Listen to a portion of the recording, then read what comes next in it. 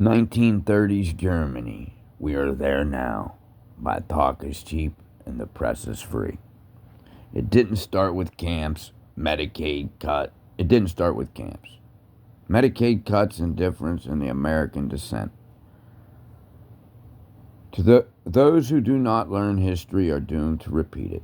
When I say that America today mirrors 1930s Germany, I'm not saying we're on the verge of genocide. I'm not calling anyone Hitler.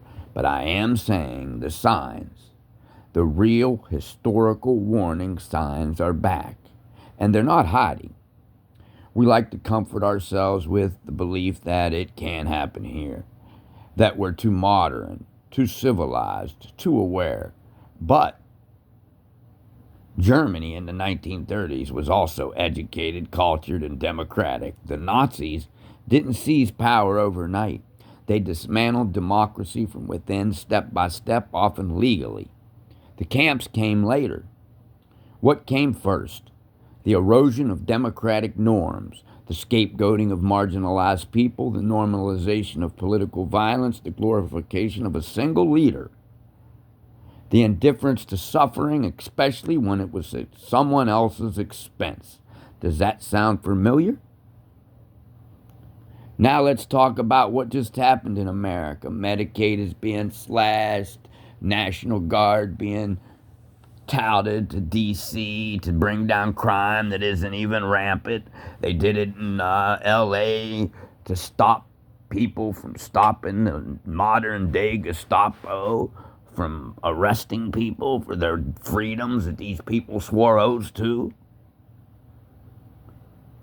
Millions of people will lose access to health care, cancer treatment, prenatal care, insulin, mental health services.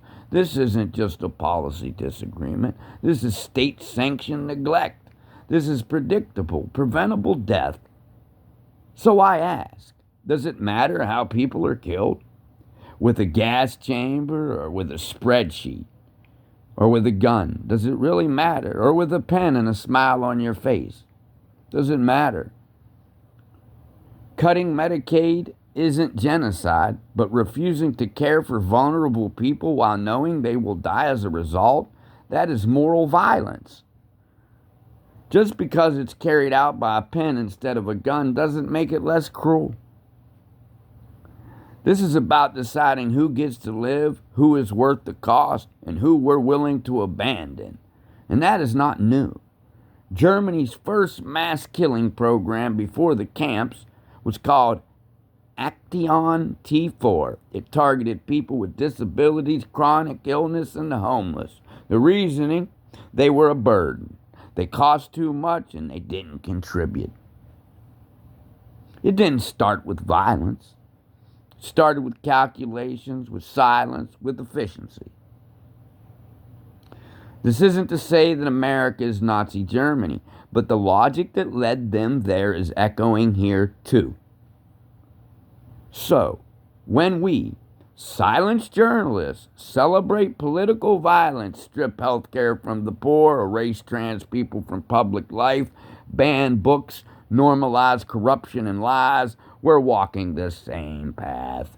Democracy doesn't die in one blow, it dies quietly through indifference. Through policies no one protests, through deaths that don't make the news. But someone signed that bill. Someone made that cut. Someone looked away and pretended that they just didn't see. And if we keep doing that, if we keep looking away, we'll wake up in a country we no longer recognize. It didn't start with camps, it started with choices. Just like this one. The talk is cheap and the press is free. And my people, we must stay free. Call out every fascist and every Nazi. And we must not cower in the corner, waiting for someone to come save us. It's not going to happen, people. We must stand up and tell our government that they work for us and that they have it backwards that we work for them.